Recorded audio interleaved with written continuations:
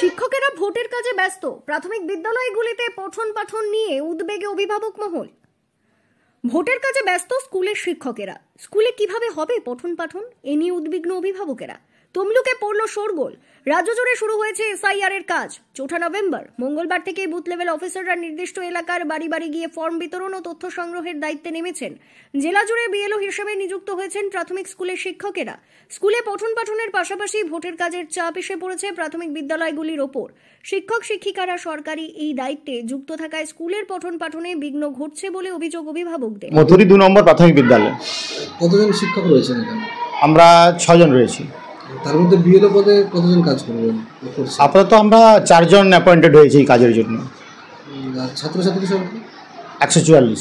না, কাজে চলে যান বলতে একসঙ্গে আমরা চলে যাচ্ছি না, আমাদের স্কুলটাও দেখতে হবে ছাত্রছাত্রীর স্বার্থে, তার সঙ্গে সময় বের করে আমাদের কাজটাও করে নিতে হবে। হয়তো মেদিনীপুর জেলার পাঁশকুড়া, মহিষাদল ও তমলুক সহ বিভিন্ন ব্লকের একাধিক প্রাথমিক বিদ্যালয়ে দেখা গিয়েছে এই চিত্র। এতদিন প্রাথমিক বিদ্যালয়গুলি কোনো রকমের জোড়াতালি দিয়ে চলছিল, কিন্তু শিক্ষকদের নতুন করে বিএলও এর দায়িত্ব পাওয়া শিক্ষকেরা ফাঁপড়ে পড়েছেন।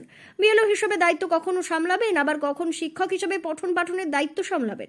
কোনো কোনো স্কুলে এতদিন কোনো রকমে 2টি ক্লাসের ছাত্রছাত্রীদের একসঙ্গে বসিয়ে শিক্ষকরা পড়াশোনা চালাতেন, কিন্তু এই 2 শিক্ষকই এবার এসআইআর এর কাজে বিএলও হিসেবে নিযুক্ত হওয়ায় কার্যত পাঠদান বন্ধ হওয়ার আশঙ্কা তৈরি হয়েছে। শহীদ মাতঙ্গিনী ব্লকের মথুরি ২ নম্বর প্রাথমিক বিদ্যালয়েও প্রায় ১৫০ জন ছাত্রছাত্রী ও ৬ জন শিক্ষক শিক্ষিকা থাকায় স্কুলে ৪ জন শিক্ষক শিক্ষিকা এবার বিএলও হিসেবে নিযুক্ত হয়েছেন। চাপ তো নিতেই হবে, সরকারি চাকরি যখন করছি চাপ তো নিতেই হবে, আর এটাও তো নির্বাচন কমিশনের কাজ, তো কোনোটাকেই আমরা ফেলতে পারবো না, তো দুটোই ব্যালেন্স করে করতে হবে, আর কিছু করার নেই। স্কুলের টাইম তো থাকছে, কোন টাইমে কাজ করবেন? ব্যালেন্স করে করতে হবে, সেটা আমরা অ্যাডজাস্ট করে নেব টিচারদের সাথে, কিছু করার নেই। সেটা আবার সামনে তো পরীক্ষা, হয় ফার্স্ট হাফে নয় সেকেন্ড হাফে, এরকম কিছু করতে। ফলে স্কুলে নিয়মিত ক্লাস চালিয়ে যাওয়া কঠিন হয়ে পড়েছে। অভিভাবক নূরজাহান বিবি ও রফিক শাহ প্রশাসনের কাছে আবেদন জানিয়েছেন যাতে বিকল্প ব্যবস্থা করে স্কুলের পড়াশোনা স্বাভাবিক রাখা যায়। বিদ্যালয়ের প্রধান শিক্ষক সঞ্জয় কুমার মণ্ডল বলেন, আমাদের ৬ জন শিক্ষকের মধ্যে ৪ জন এসআইআর এর কাজে নিযুক্ত, ফলে কিছুটা সমস্যা হচ্ছে ঠিকই, তবে সমন্বয় রেখে স্কুলের পড়াশোনা চালিয়ে যাওয়ার চেষ্টা করছি।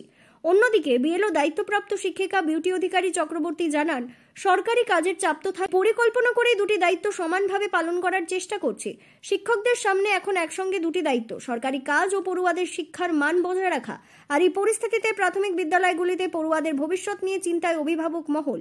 পূর্ব মেদিনীপুর জেলার নভেম্বর মাস ডিসেম্বর মাসে স্কুলের বার্ষিক পরীক্ষা, কিন্তু তার আগেই স্কুল শিক্ষকেরা বিএলওর দায়িত্বে, ফলে জেলা জুড়ে প্রাথমিক বিদ্যালয়ের ছাত্রছাত্রীদের অভিভাবকেরা উদ্বিগ্ন।